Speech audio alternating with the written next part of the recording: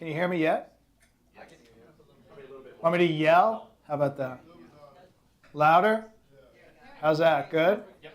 All right. So John Dawashinsky is my name.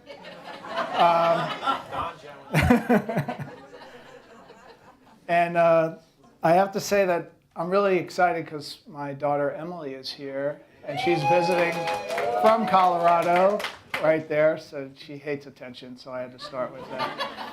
And she's sitting next to my wife Leslie. So we know a lot of you. There's a lot of people though that I don't know, and you'll learn a lot about me over the next year, probably more than you want to know, right? I'm just going to set the stage for that right now, But when Matt and I started talking about this, we talked about this ministry. It's called In Motion, and how can we translate it and bring it here to the church? And we thought about the way that we did it in Denver, and I'll talk a little bit more about that as we go.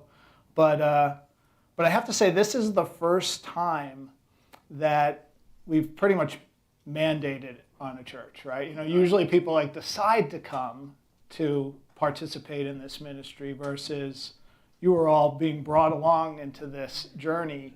But Tim Summerlin, who kind of wrote this book, and I'll probably mention his name a couple times, he is very excited about this because this is like his ultimate dream for In Motion and for this ministry, right? And to be able to use it for a whole church to think about getting healthy is just amazing. So it's going to be weird for me to stand still because I move around a lot, but it's going to be recorded and it's on Zoom, so I'll try to stay in this spot. And then Tim hopefully will be able to watch this and then critique me later on how I do. But anyway, so getting healthy, right? When I think of getting healthy, I think about when I'm sick, right? And when you're sick, you're kind of miserable, right? Most people, at least, it's just me. You could ask my wife, she's here. I am a bad sick person. You don't want to be near me when I'm sick because I don't get sick that often. So that when I get sick, I don't want to have to deal with anyone, right? Much less myself. And so she knows that I could be needy, right? When I'm healthy, right? And we're all needy to some degree, right? Yeah. I'm going to put this thing down here, otherwise I'll probably drop it. So when we say we're going to get healthy, we're trying to say that we want to have a healthy relationship with God. We want to be close to God, right? I don't know if some of you were here for communion. I talked about sort of God with us. That's why Jesus came, right? To be with us and for us to have a relationship with God. When you're not healthy, there's something that's sort of blocking you. You feel sort of like cloudy or fuzzy, right? You don't feel focused. You don't feel close to anyone else. You're just sort of dealing with your misery, right? You're kind of stuck in your space. And so Disciples in Motion ministry, which is sort of what we're converting and what we're going to do for this year, is really about a recovery ministry. That's how it started. Started by Tim Summerlin. You guys have the book. You can read a little bit about it. I won't go into too much detail. But it really was about sort of using a ICOC type resource, right? A ministry within the church to sort of focus people on their recovery. And recovery, is all kinds of recovery, right? So it was addictions to anything, right? Whether it be alcohol, drugs, sexual addiction, if you ate too much, things like that, right? Or something was done to you, past hurts. So it was really focused on that and sort of recovery and moving forward and sort of focusing in on Jesus, right? To be able to provide healing and to sort of find the path to get closer to God, right? And, we kind of talk about it in terms of our need for God. And I don't have it in the presentation, but I'm going to just read to you. I know you guys probably know Matthew 5, verse 3, it's the beginning of the Sermon on the Mount, right? Right, where Jesus says, "Blessed are the poor in spirit, for theirs is the kingdom of heaven," right? What does that, mean to you when you think about that? Blessed are the poor in spirit, right? Here, I'll give you some other translations, and then you can kind of think about it. So you don't have to turn there, but this is the New Living Translation. God blesses those who are poor and realize their need for him, for the kingdom of heaven is theirs. Here's another translation. Great blessings belong to those who know they are spiritually in need. God's kingdom belongs to them. Another one, this is the International Children's Bible, but it's a great one. Those people who know they have great spiritual needs are happy. The kingdom of heaven belongs to them. And then the Amplified Bible, you ever see that where it's like got a word and then it has the brackets? It's blessed, which means spiritually prosperous, happy to be admired, are the poor in spirit, which are those devoid of spiritual arrogance, those who regard themselves as insignificant. For theirs is the kingdom of heaven, both now and forever. Blessed, forgiven, refreshed by God's grace are those who mourn over their sins and repent, for they will be comforted when the burden of sin is lifted. Two more versions. Contemporary English version, God blesses those people who depend only on him. They belong to the kingdom of heaven. And then the Message, as it is always probably the most entertaining. You are blessed when you are at the end of your rope. With less of you, there is more of God and his rule, right? If you want to be healthy, then you just have to recognize your need for God and not try to control everything yourself, right? And let God and let Jesus work through you, right? And allow Jesus to heal you. You know, when In Motion started, we talked about sort of, and Tim would always say, look, it's for anybody with anything. And that pretty much is all of us, right? We all have something that keeps us separated from God at any given time. Sometimes we're way separated from God. And I lived through a period of my life where I was separated from God for years in habitual sin. That's how I got into In Motion, right? When we moved to Denver, I was in the middle of a 12-step recovery program for sexual addiction, right? And I had spent a couple months in that, right? And we were moving away to a new church, and I just love how the Holy Spirit works, is that it was the very first Sunday we were there. It was a house church. And so we had some friends, the Angels. I know you know the Angels, right? Matt, I'm looking at Matt. In case online you're wondering who I'm looking at. So we were at the Angels' house, and sitting on the couch was Tim Summerlin, his wife Jackie, and you know, we're kind of sharing, and I don't know how it came about, but I just started opening up to him and sharing about my sort of journey and where I was in my early stages of recovery.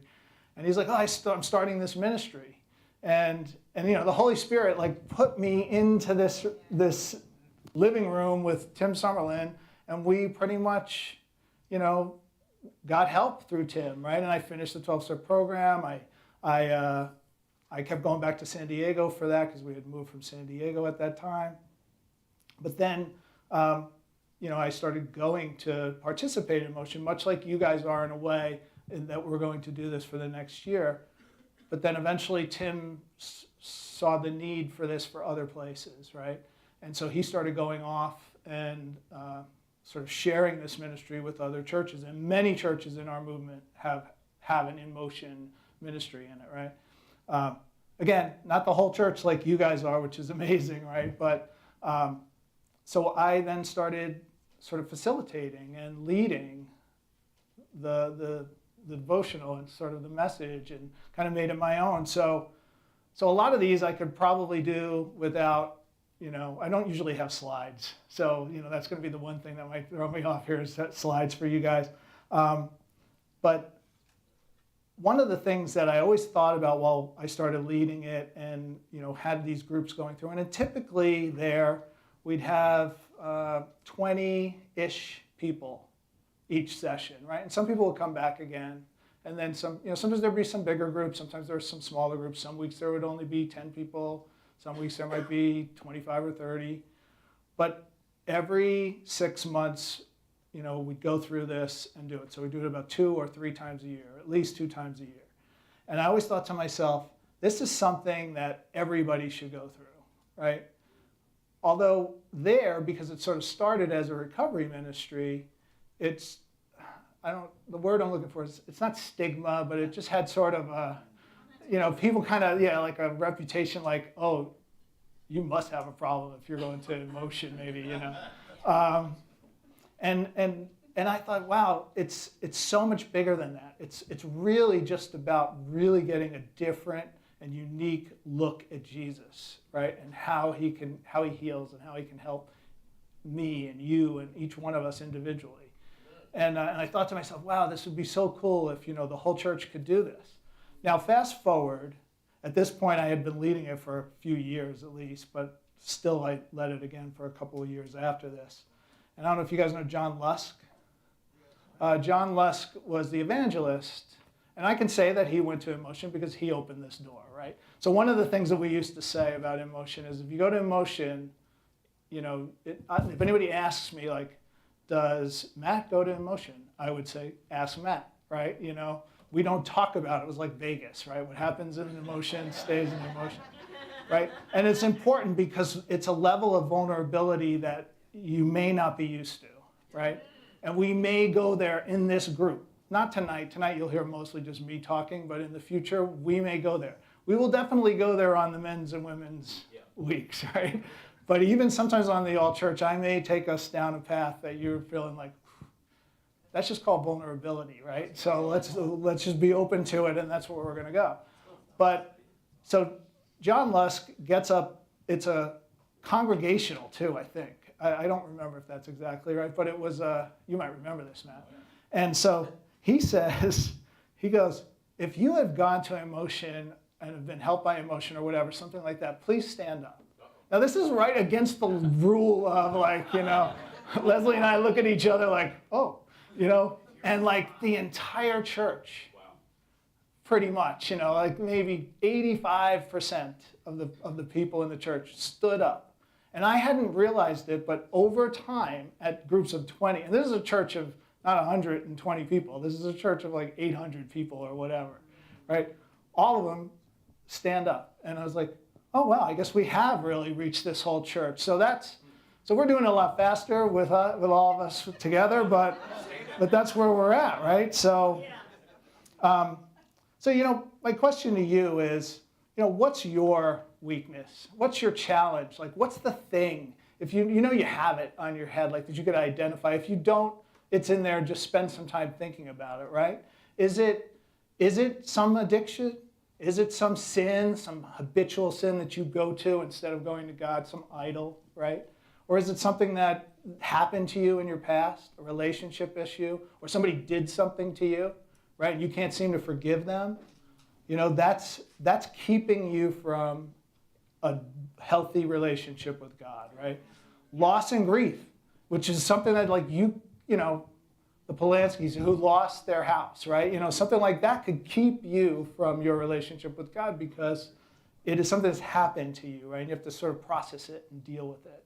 Childhood issues. You know, if you ever go to a counselor, I did, you know, it's like you talk about all these things that your parents did and that they didn't do right and, you know, and all that, you know, so there's that, right? And then, of course, the last one is all of us, right? None of us here, I don't think any of you could raise your hand if you've got a Christ-like character all the time, maybe once, right? So we're all there, right? And, you know, so Jesus has got a creative heart to heal, right? He wants to heal us, you know, and he's healed so many people in Scripture. I read this thing, and, you know, it's like, yes, there's 37 miracles, and there's 19 healings, and, you know, but then you forget about the statements of, you know, and then he healed everybody in the villages, right? You know, like that's hundreds of people, right? So here are some that are on the screen. You know, you've got the demoniac, right? The crazy guy that was cutting himself in the chains, you know, Lazarus raised from the dead, you know, blind people, spit in their eyes, you know, he healed them all different ways, lots and lots of ways that Jesus healed, and they're all very different, right? You know, and I think what's really interesting about Jesus' sort of approach on healing was that there wasn't one standard way of healing, you know. He healed people in many different ways, right? And we'll talk, and this whole, we'll talk a little bit about it towards the end, but this whole program is about those ways of healing and how they relate to a certain aspect of sort of moving forward in recovery and getting healthy, right? Um, some of the things that I think are really interesting is, he was healing all the time, right? 24/7, 365 days a year, right? Jesus, there was no let up for him, right? It's in the scripture because he had to go away to get away from healing. I don't know if you guys have watched The Chosen. Anybody watch The Chosen? Yeah. That's kind of my image, right? These just massive amounts of people just showing up, and he's in line, and I remember that scene, all the disciples are just sort of waiting around, is he still healing? Yes. He's out there 24/7, 7 days a week, healing, all different ways, no matter what it was. He did it different ways, right? He spit on people, he made mud, and put it on their eyes. He commanded spirits to come out. He cried over people. He yelled at them, scoffed at them. He ignored the woman who begged, for forgiveness, the dogs get scraps from the table, right? He touched, he prayed. Jesus had all these different ways of healing. He healed every type of person too. There was no specific category. He healed rich, he healed rulers, he healed poor, he healed lepers, he healed women, men, old, young. Yeah. It didn't matter. There was no, whoever came to him and was open and wanted healing, he healed them, right? Even sometimes people that really didn't care, right? He healed, right? He healed people whether it was their fault that they were that way or not, right? Right? It didn't matter why they were that way they were. Sometimes they don't even talk about that, right? And whether or not they were grateful or not. Yeah. The story of the lepers, right? Where only one comes back. The other guys are like, great, I'm healed. I think Jesus has got the same heart for us, right? So we're going to read specifically about one healing. And if you were here, well, I'm sure you were, but I was here and I did a communion a year ago. I used the same story, right? But I'm going to look at it in a little bit different way than that. So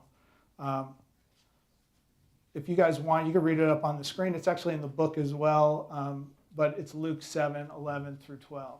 It said, soon afterward, he went to a town called Nain, and his disciples and a great crowd went with him. As he drew near to the gate of the town, behold, a man who had died was being carried out, the only son of his mother, and she was a widow, and a considerable crowd from the town was with her. So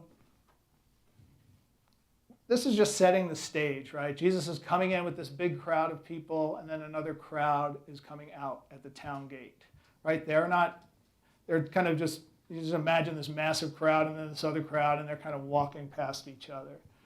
And Jesus sees this scene, right? And so the next part of it is, kind of the healing part. And he says, and when the Lord saw her, he had compassion on her. And he said to her, do not weep. Then he came up and touched the bier, and the bearers stood still. And he said, young man, I say to you, arise. And the dead man sat up and began to speak, and Jesus gave him to his mother. The key thing here is Jesus saw this woman, right?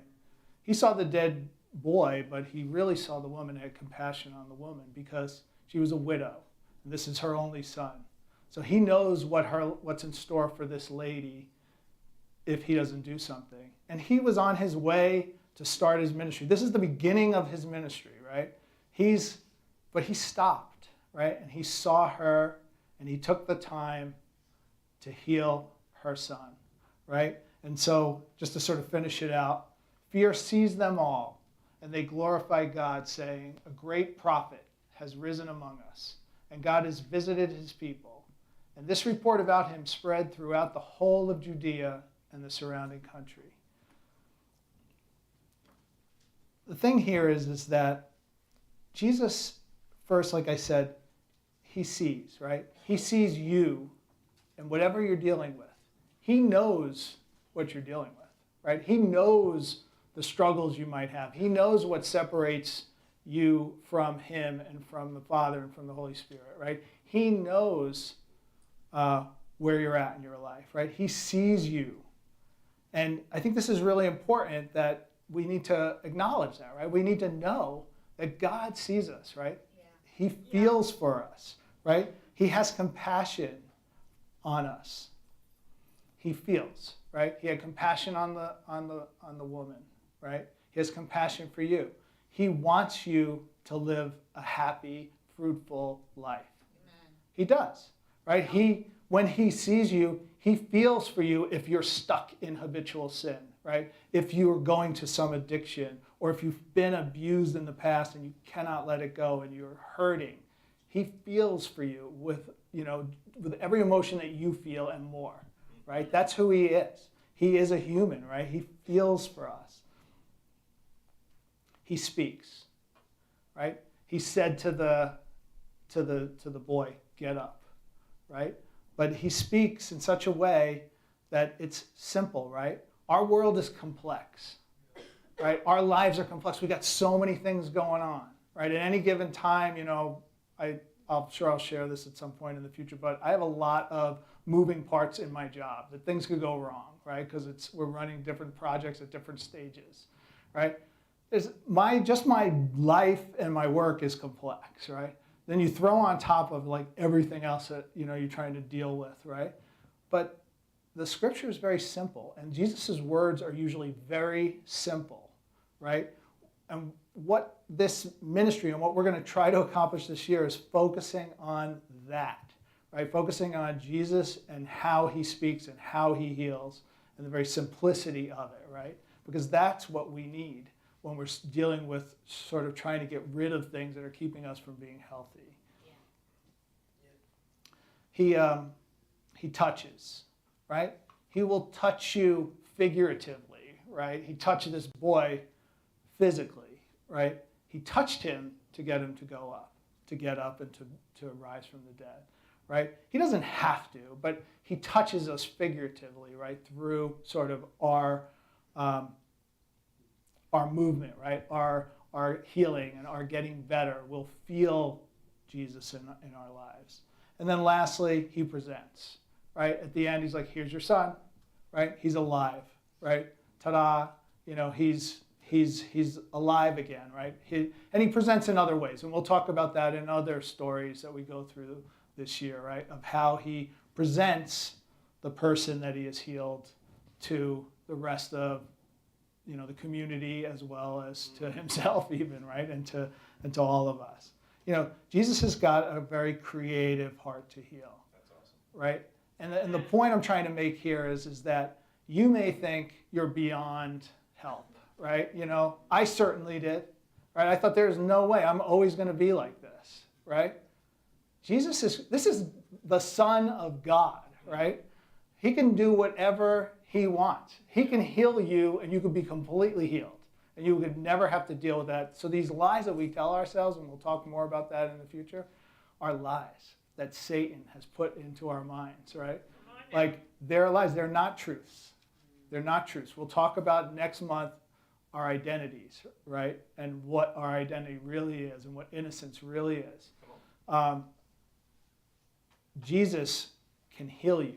Just, you have to believe that. I know we're month one, but you believe me. It's amazing to me to see sort of the transformation of people that go through sort of this ministry, right, over time. And sometimes it takes a while, and sometimes it's quick. But Jesus can help you. He wants to heal you. He can heal you, right? He's healed in many different ways, and he can heal you. So, we're going to talk a little bit more like nuts and bolts. In the future for next month, and then for the men's and women's midweeks, they'll be more specific around certain topics. But for the rest of this sort of meeting, I'm going to kind of go through sort of the program and how it works and what's important about it. And then, I also, if you have questions, you can ask, right? And I'll just, we'll do a Q&A at the end. So if you want, you can ask them in the middle of while I'm talking, just raise your hand, or we can do it at the very end. I'm fine either way. Um, One of the things that is really important, and I've kind of stressed this before, is, and these are in your book. So if you wanted to follow along, they're at the very front of the book. I'll pull mine out so I can tell you what page. So my book's a little older than yours, it's all bent up. And believe it or not, this is my third book, right? The first book I had a spiral. Remember those, Matt? The spiral?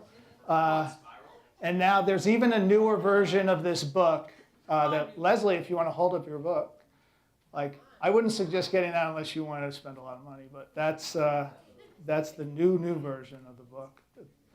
But the material is pretty much the same because I'm reading that one, and it's like, okay.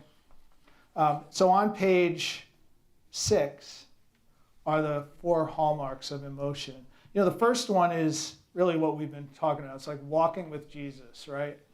And what I mean by that is walking with Jesus in a unique and different way.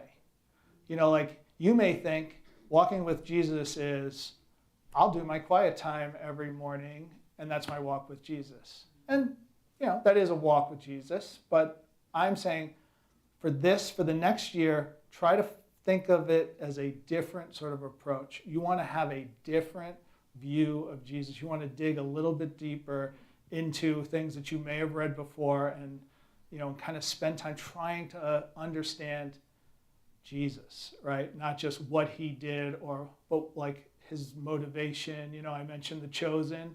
That's one interpretation. I believe it probably is a lot like how Jesus was, from maybe because I like that Jesus, but I think the whole point here is you want to have a deep relationship with Jesus, right? Amen. With God in the flesh, who has come to be with us, right, and to and offer himself as a sacrifice for us, right? You want to have a deep relationship with Jesus. That is a hallmark in everything that we will do and read and go through in this book. That is the first hallmark, right? That's the most important sort of guiding principle, if you will, right? And it's not really just a book of rules and principles. It's a book about Jesus and how he heals, right? And so that's what we're trying to share here is Jesus in a different and unique way. The next one, which is probably the one that I would say is done the least by people that go through this, is a scripture-based program. Now remember, this was, and I didn't say this, but you'll see this in the book. So, the book is, this is a 9-week program that we're stretching out into a 10 or 11-month sort of program, right? So this is sort of a program. So when we say working a program can be anything that helps you with your issue, right? If your issue is pornography, for example, there are gazillion programs that can help you deal with that, right? There's online programs, there's books. A book can be a program. Going to a counselor can be a program. If you want to eat less, that's your issue, right? You go to food instead of going to God, right? Then there's programs around that, right? The way to sort of find a program, and this will be sort of your homework, not for the next time that I lead the all church, but for your next midweek, which might be next week for the men and 2 weeks from now for the women, is find a program, right? Because we're going to talk about that next time we meet. And if you need help finding a program, then come and talk to me because I have a lot of ideas about what a program is. And it could be going to a 12-step program. If you're an alcoholic and you're going to a 12-step program or some other thing that you're addicted to, that could be your program, right? It doesn't have to be in the church, but it would be better if it's scripture-based. So even like the 12-step program that I went through was a spiritual 12-step program. It was focused on that. But this is important, and this is the one, like I said earlier, that people sometimes don't do, right? They're like, oh, I'm still working, trying to find a program. Like we're in week 3 or month 3, and I'll ask like in our group, so what's your program? Oh, still looking for my program. I'm like, okay. You're still going to get something out of this, right? It's going to be beneficial to you, right, to just do this, but it'll be even that much better for you if you have a specific area of focus. And this is really just, trying to find an expert in the field and someone that hopefully has sort of a scriptural sort of background and basis, right? That's why we say scripture-based, because you're just looking for somebody else's sort of expertise and guidance or somebody else's experience in dealing with this, and that will help you. And then the third one, which a lot of people do and is actually quite important, is engaging a mentor. And this is a little bit different than sort of what we think of in terms of like a discipler, right? This is someone that could be in the church or can be outside of the church, right? This is someone that you are willing to open up with completely with, right? About where you're at and how you're doing and being vulnerable. And we will have sort of vulnerability in the smaller groups, and I'll talk in a minute about what that is. But this is the one person that knows you perfectly, right? Like where you share everything with this person. They know your journey. They know what you're working on. And everybody needs this. And it doesn't necessarily have to be a one-way. It could be a two-way. So like my mentor that I've had for years in the church in Denver, we mentor each other, right? And so, it could be that way as well for you. But the key thing here is it's what's effective for you, right? So there's sort of two words that I want to sort of leave you with. Engage. Engage means that you engage, right? It doesn't mean that like I pick Matt to be my mentor and now it's Matt's responsibility to make sure that I'm doing well for the next year, right? I'm engaging with Matt. Sorry, Matt, I'm just using you because you're like right in front of me. I'm engaging with Matt, to be my mentor. So I am going to reach out to Matt on a monthly basis or weekly basis, hopefully it's more than monthly basis, and say, look, this is how I'm doing, this is what my week's like, whatever. That's what you're looking for, right? That's important for this sort of thing and be able to process what you're going through. And then lastly, and this is actually a new one. It used to be only 3. There's a little history for emotion evolution. It used to be 3 hallmarks of emotion, and Tim would even talk about a 3-legged stool, right? It might even be a reference to that in your book somewhere, a 3-legged stool. But now there's 4, so now it's a 4-legged stool, right? Nurturing a dream. And I think nurturing a dream is really important, right? You want to be living for something else besides yourself, right? Some dream. And it could be a dream for yourself, but usually it involves sort of doing something for other people, right? Because you're not really wanting to get healthy for just you, right? You're wanting to get healthy for your family and for all of us that, live with you and see you each day, right? So you want to have a dream that's beyond sort of your normal, my dream, like if you would have asked me when I went to my first In Motion that I would be leading it for 10 years and then the whole church in Denver would stand up and now here I am in front of the whole church of Southwest Florida, I was just trying to get right with God, right? And to repair my relationship with my wife and family, right? Now all of a sudden God uses these things to, you may not have any idea, I can't dream, so what I'm saying to you now is right now it might be hard. If you're dealing with some serious habitual sin or whatever, and I don't know your stories, but maybe I'm sure there's a few in here, right? Just even if the dream is to get through this week, that's fine, right? And then just keep dreaming out, whatever, right? So I don't want it to be overwhelming for you, but it's important to always be working towards something. That's why the ministry was called In Motion, right? It's not stagnant. You're always moving towards something and you've never really ever arrived there, right? You're always trying to improve and trying to get closer to God. But those are the 4 hallmarks of emotion. You have the book, right? We're going to use this book much more so in the future weeks. and future months. But how it typically works is we'll start with sort of a devotion like this. This one is a little bit long because we're talking about, the logistics and what the ministry is. But, they're all specific about a certain healing and a certain sort of attribute and a certain thing that is important to sort of your journey to getting healthy, right? And then typically we break out into connection groups. And you guys have already set, what's the acronym? WWJ. What would Jesus do? Groups, right? Which are 3 people, I think. 3 or 4, that's perfect. Because one of the sort of, standards of emotion is the group cannot be more than 4 people. Because you have more than 4 people, there's really not a lot of sharing that goes on. But here's the thing that's different. And I'll just sort of set the stage now so you hear it again, but we'll talk about this again in the future. We're all, if we're here tonight, I assume most of you are disciples, if not all of you, right? Or at least, in the family of disciples. There's no crosstalk in an emotion group. What do I mean by that?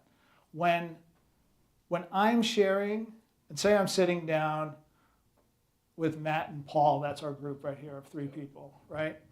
And I'm sharing, they're not saying anything. They are listening. And they're not listening with the intent of, I got to think about what I'm going to say when John stops talking, because they're not going to get a chance to talk about me. They're going to talk about them when they talk, right? Because the questions are going to be about what you do. And we talk about that even when you're sharing. And when you're in a group, the words to use are, I feel this way. Not like, my wife did this, and I felt this way when my wife did this, okay, right? But it's how I feel. It's my conversation, and there's no crosstalk, right? So just keep that, store that for when we start to, we're not breaking into groups today, but for the future, right? And then, respect, right? Some things that will be shared could be quite vulnerable, right? And, while I made the comment earlier how what is said in motion and who comes to emotion we didn't talk about, that's how I want you to treat your group of 3 or 4 people. Whatever gets said in that group, is in that group. And if somebody, shares something in that group and somebody asks you about what so-and-so shared in that group, say, go talk to, Joe or Matt or whatever about what's in that group. That's really important, right? This is not we're not there to fix each other. Jesus will do the fixing, right? Amen. God will do the fixing. Amen. Just let it happen, right? Let it happen. And don't stop people when they get emotional, if they get emotional, right? Let them get emotional, right? Because when somebody starts to cry and you give them a tissue, it stops, right? Because they're like, oh, I'm not supposed to be emotional. Let the vulnerability, let the emotion happen, right? You're probably like, oh my gosh, what am I getting myself into? I'm just sort of trying to get you ready for the, for this, and everybody's journey is different, right? One thing you'll find, even when it was fully recovery and people were coming for recovery, the fact that I might be sitting in there with my issue and they've got different sort of addictions or different issues, they're all the same at the core, right? And we'll kind of talk about that, right? There's physical manifestations that might be different, but the underlying sort of issue is usually very similar. So, but everybody's journey on sort of getting healthy is unique, and it might take people a lot longer to get something than other people, and we just need to be patient with each other. In your book, there's something called Digging Deeper, journal entry, right? So for next week, or for the men, I would suggest going through, and for the women, but I won't be here for that, but go through the first chapter. What I shared, that lesson on, and it starts on page 13, is an abbreviated version of it because I knew I had a lot to cover in terms of the healings.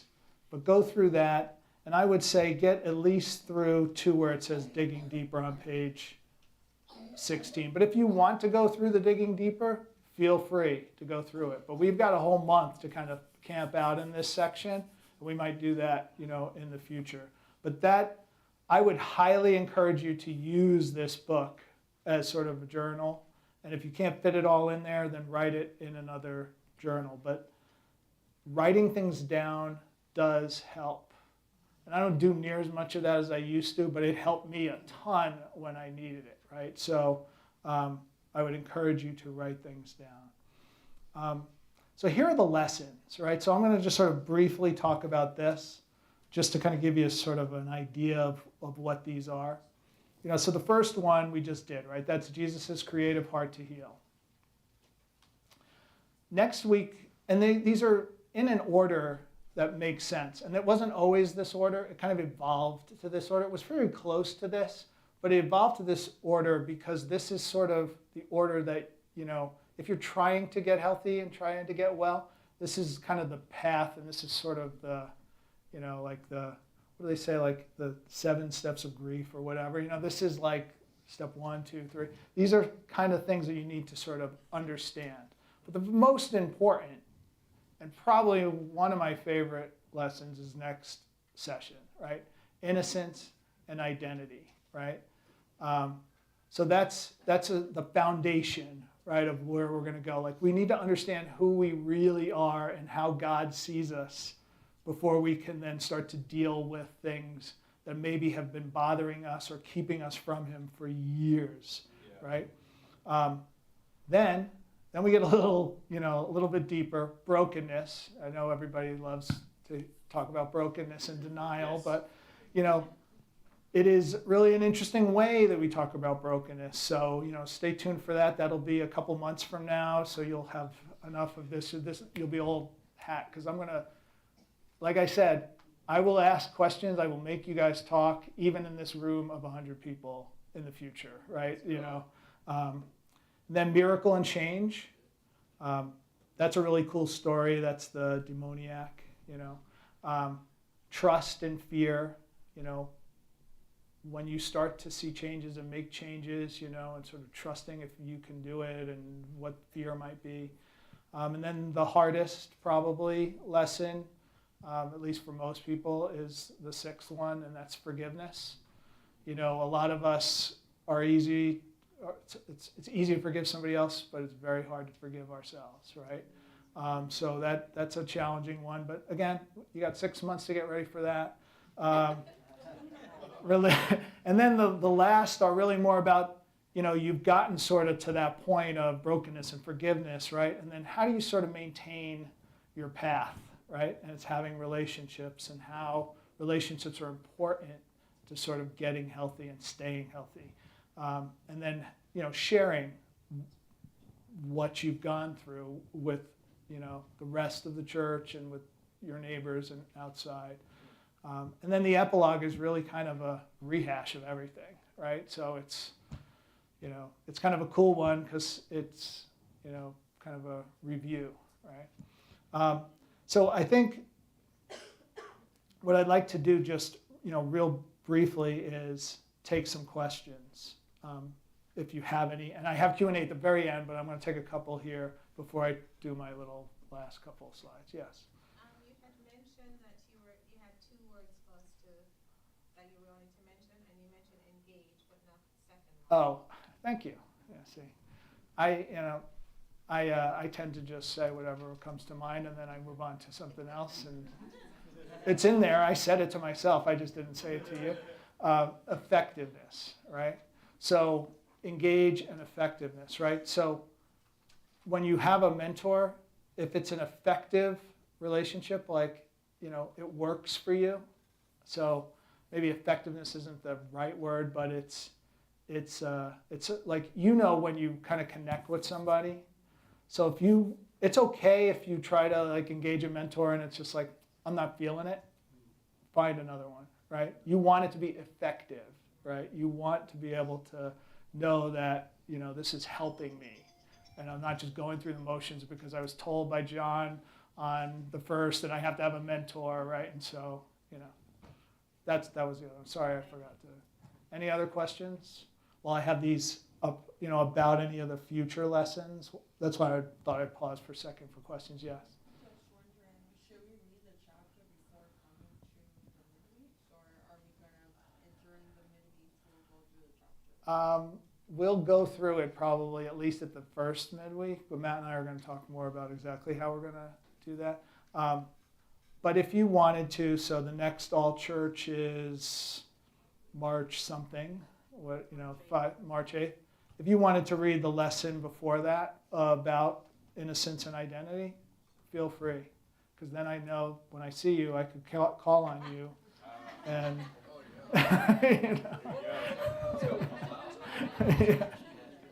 yeah. So getting healthy, right? Healing takes courage, right? It's not something that, you have to sort of decide that you're going to do it, and it takes some courage to sort of to even start and follow through. Like I said earlier, jokingly, like you guys are all sort of you're coming along with this whether you want to or not, right? Where you didn't decide to come here, but we as a church have decided that we all want to get healthy and be closer to God, right? So you have it in you just have to dig in there for it, right? And then this one is really kind of an interesting one. This is how it feels sometimes, right? You might be the girl at the front, it's like, oh, change is happening. Someone's car.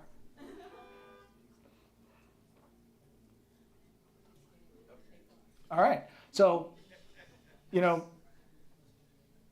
you might be the girl at the front of this picture, right? She's like, sweet, this is awesome. That's me on a roller coaster. Like I'm always right up at the front, right up. Yeah.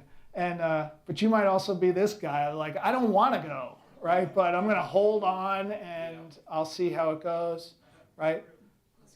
I don't want to scare you, but you're going to get out of it as whatever you put into it, right? Right? So enjoy it, right? It's not, we're all imperfect, and we're all just trying to have a better relationship with God, right? So just be you, right? And we'll kind of take this journey together. So the things I want you to do between now and your next midweek, whether that's next week for the men or 2 weeks for the women, is think about how you're going to spend this year having a different walk with Jesus, that first principle or hallmark of emotion. Like, what can you do differently than what you do right now, that your daily walk, and I mean daily or hourly even, walk with Jesus is different than it is right now, right? And then, talk to each other about that and to other people, right? And if you want to invite other people to come to this, invite it. Like, this is a midweek that's not just for the church, right? This ministry actually has had people get baptized and restored because they came to this ministry, right? So feel free to invite them to this. You got to have some faith that God's working, right? Because sometimes people might share stuff. They're like, I didn't necessarily need my neighbor to know that, I dealt with this in the past, whatever, but, up to you. I'm not saying you need to bring people, but, if you want to, by all means, do. But definitely read the first thing and try to go through the getting deeper. You had a question? So if we invite someone, are we expecting them to commit to it, to get a book, or are we just encouraging them to come? I would just encourage them to come and see, how God moves, right?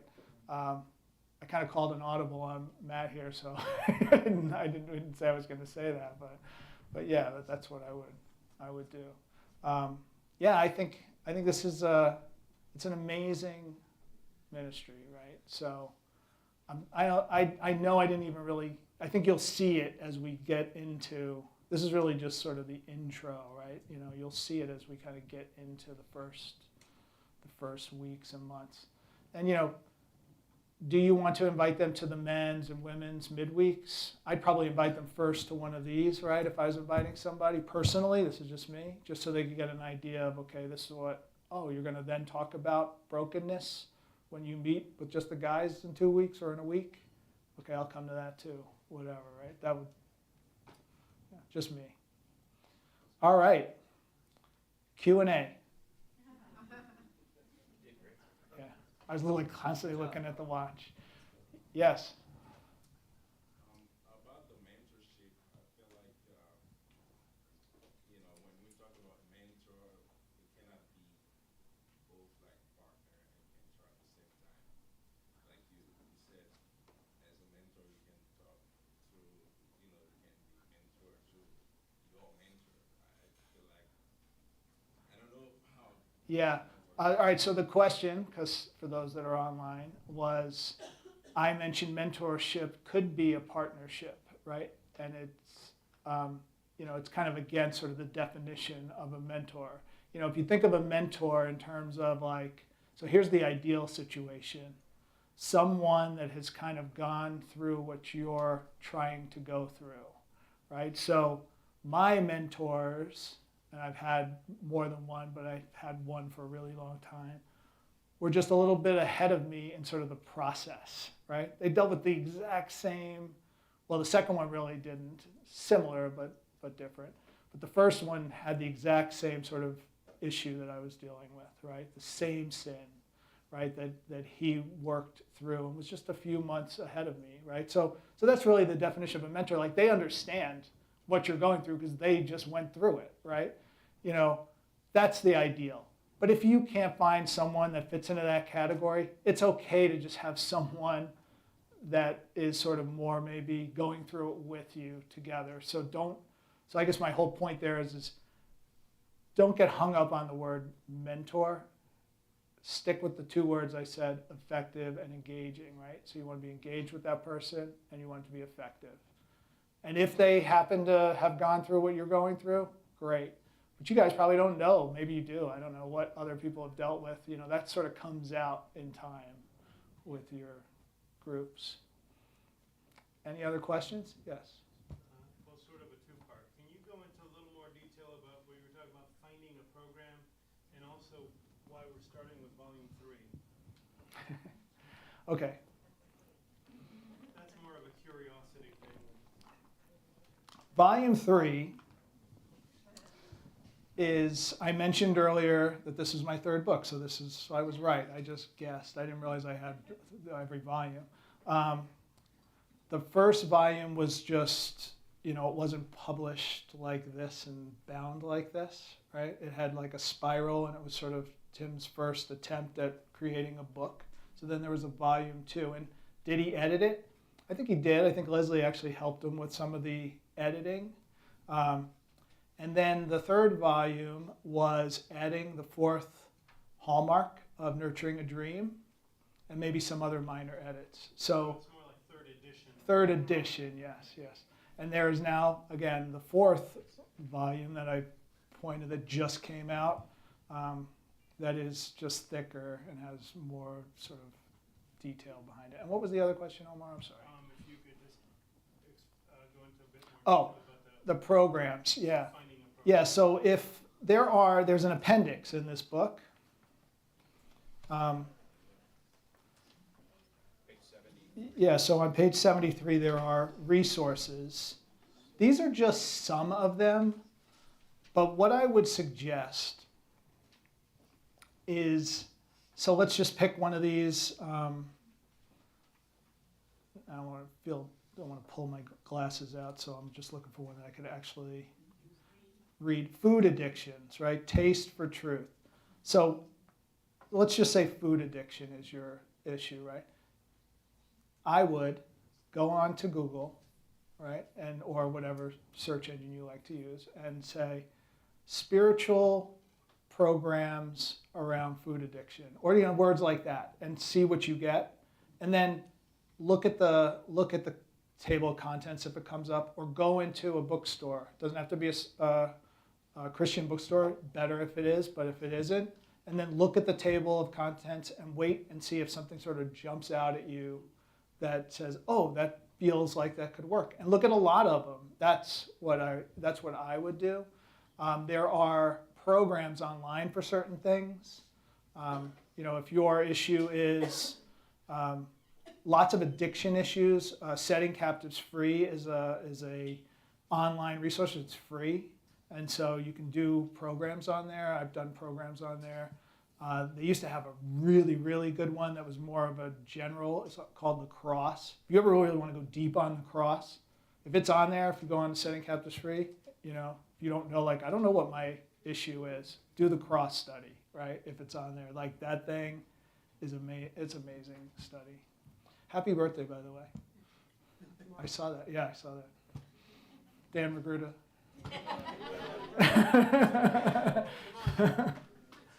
Any other, Leslie? On the new edition here, this section right here is all the resources he's enlarged. So if you want, on the midweeks, I'll bring this book and you can look right here for whatever. And he has addictions, anxiety, depression, codependency, eating disorders, grief. And then he has marriage and sexuality, physical challenges, purity, restoration, same-sex attraction, and trauma. So he has resources for all of those that are named in this book. And that's why this is much thicker than the one you bought, because he went and he's done a lot of research on resources. And I'll bring this to midweek down in Naples. The other thing you could do is if you go to, and there's probably some link in here to Tim's webpage, or if you look up In Motion Ministry, he probably will have that online free, right? So you don't have to buy that book. And so you could look there. Lots of different resources. Any other questions? Are you guys, how you feeling? Good, excited. Let's go. Yeah, I'm excited. I mean, I really am excited because this has never been done with such a large group of people. So I think it's going to be really interesting to see. And this may be the future of where this ministry goes, and you guys will be at the forefront of it. So, Let's go. yeah. One last question. Yes. You mentioned that it's going to be recorded. Do you mean just your session? Yes, just my session. And do we have access to it to be able to share it with friends? Yep. Okay. Yeah, Just like our church services. Okay. This is the first time it's been recorded, right? It kind of goes against the premise that I was sharing earlier, but I don't care. Everybody knows my story. You guys will hear more about me as we go through this. Yes, Dan? Some of the groups need to be reduced in size, split up or whatever. That would be something, between now and next week would be a good time to. Yes. I'd say for next week, have the groups at the size of 3 or 4 at the most, right? 4 is okay, but 3 is actually better. And typically, and I kind of shared it earlier, but I'll just sort of, I don't think I said this. We usually like to have somebody facilitate it, and there's nothing magical or some training that you need to have to be able to do that other than understanding sort of the rules and making sure the group, sticks with the rules, and to keep people sort of on task. Because some of us like to talk more than others, right? And 10 minutes is about what we, kind of the max, because it's really the whole thing should take about 20 to 30 minutes, right, to do the small group. And so if you got 3 people and they all do 7 minutes, perfect, right? But usually what happens is one guy talks 15 minutes, and then the 2 other guys have 5 minutes to talk at most, right? So we want to, so that's kind of what that's why the groups are good the way they are. And there are questions, so it's not like you're just going to have to talk about something. There are specific questions that, will guide your thinking. Yes, in the very back. It's kind of a two-part question. What if you're not sure what your issue is? Or what if you feel like you have more than one? How do you Okay, good question. So the question is, what if you're not sure what your issue is? And two, what if you have more than one, right? So what I would do in that situation is I'd probably skip to the engaging a mentor, and I'd ask that person who knew me, what do you think my issue is, right? And then they may not know, but in that conversation, you may come to a point of, this is my issue. The other thing I would do is I'd pray about it, and I'd pray that God just give me the path, right? And show me the book that you want me to read or the program that you want me to. I do that all the time with like everything, but that's just me. Yeah, so, and if you have more than one, we'll do this again. So probably what we'll do again is maybe not the whole church, but we'll do just the weekly thing, right? So if you want to work on a different issue, and there are people actually, so in Denver, and I assume it's the way in other places that have the ministry, people come back, so they deal with their issue, and then they may come back and still deal with that same issue because they didn't quite, resolve it, and then they may move on to a different issue, right?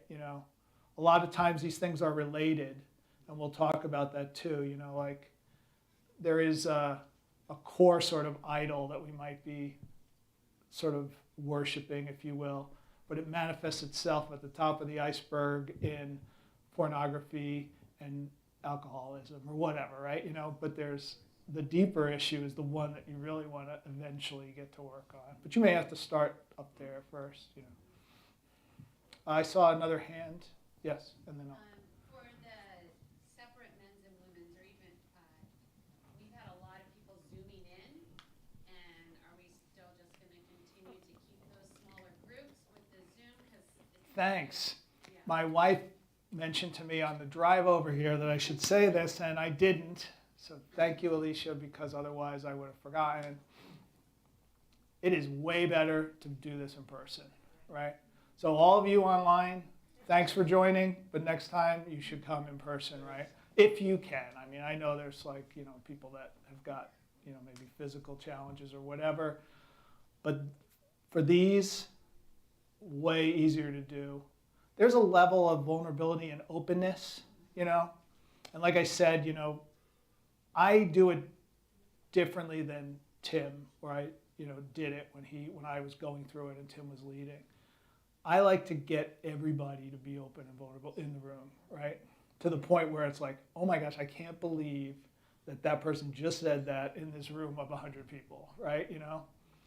But we're all the same, right? Let's just tear it down, right? And just say what it is, right? It's okay. I'm not going to judge, but we put up these sort of, masks, and we feel like people wouldn't like me if they knew everything about me, right? And all that stuff.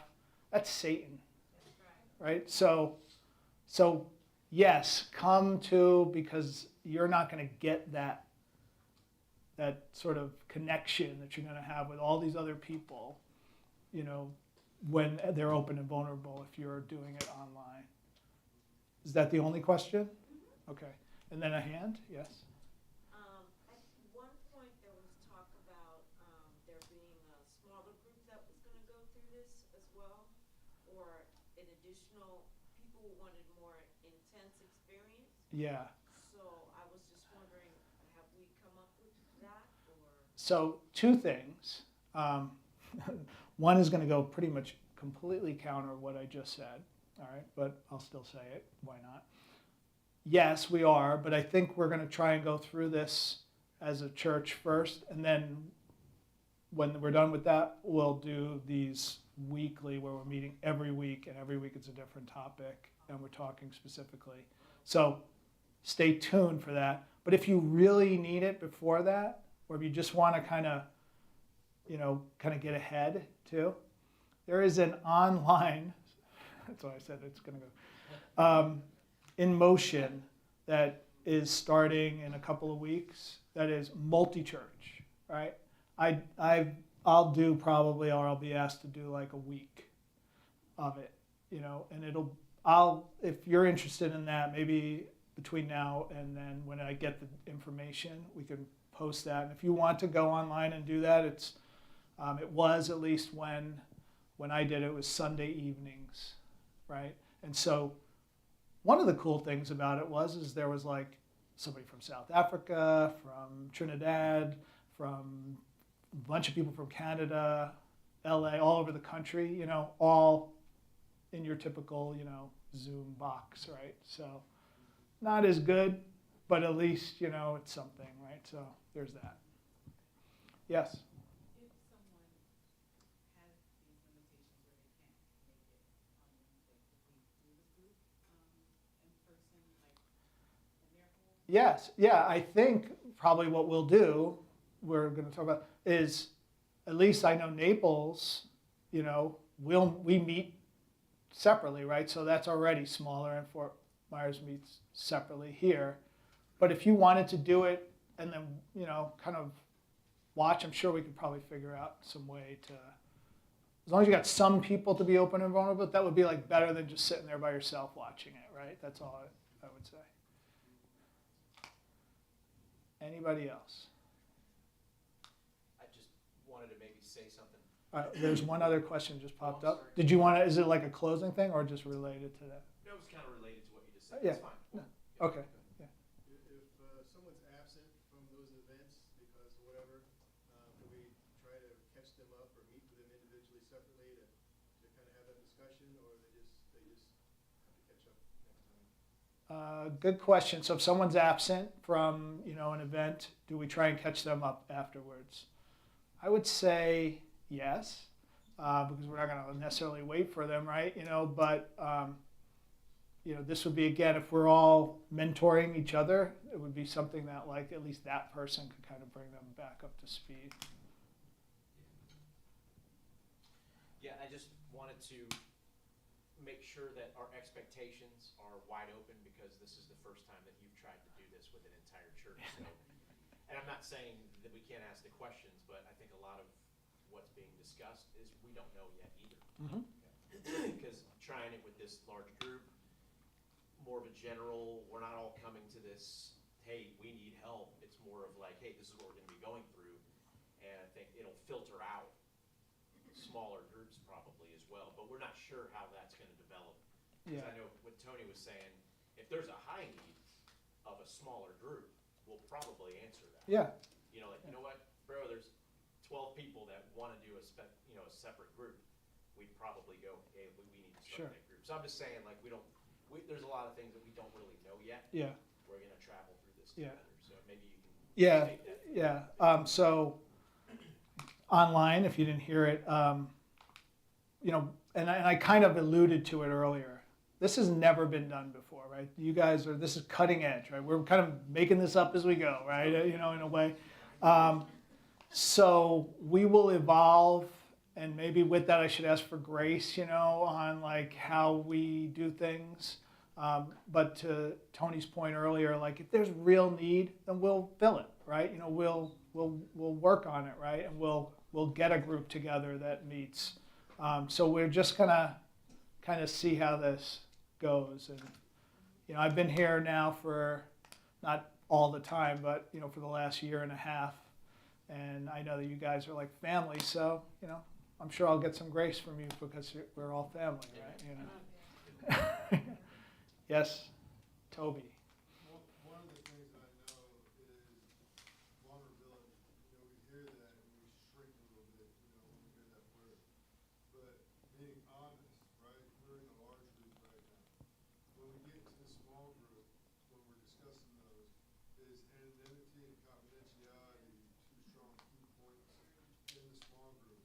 So eventually, we'll get into the big group and everybody's going to know everything possibly about everybody, which is awesome, which is here in the church, which we see the understanding of our flaws, right? But one way is the anonymity and confidentiality in the small groups, because if the person does, you know, you have to have that confidence in that small group for a person to be extremely vulnerable to let out what's needed for them to heal. Yeah. So again, for online, the small groups will be they will adhere to a confidentiality and anonymity, principle, right? So if you're in your small group of 3 people, what is discussed in that group is for those other 2 people, right? Or 3 people if it's 4 people, right?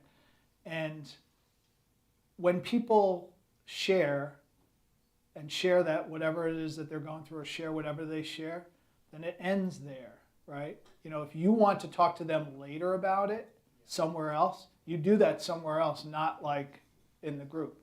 And I also mentioned earlier, just to sort of put a little bit more meat on the bone around what I meant, was I'll ask people to question in this kind of setting, right? And if can I pick on you, Toby, for a second? If I said Toby, if Toby puts his hand up, I said, who wants to share about a time that they did X or whatever? And Toby shares that, right? That's his choice. But if he shares something with me in the group, say I'm in the group with Toby, I'm not going to get up here and say, last week in our group, Toby shared, unless I asked him, can I share that with you, right? With the group. I mean, that's just, a core guideline, because otherwise, if not, then people are not going to feel comfortable sharing, right? Right? So that's really, really important. Yes, Leslie? This also goes across lines of husband and wives, okay? So if the guys are sharing, that husband can't go home and share with his wife, oh, it's me and my wife. No, it stops in that group. Yes. So Leslie said for online, this goes across marriage, right? This goes across any relationship. You don't go home and say, so-and-so shared about this, right? With your wife or with your husband. That's, pretend like you're in the CIA or whatever for, Okay. All right, any other questions? We need to cut it because we're way over time, right? Yeah. Okay, we're good. Thank you. If you have questions, come see me later.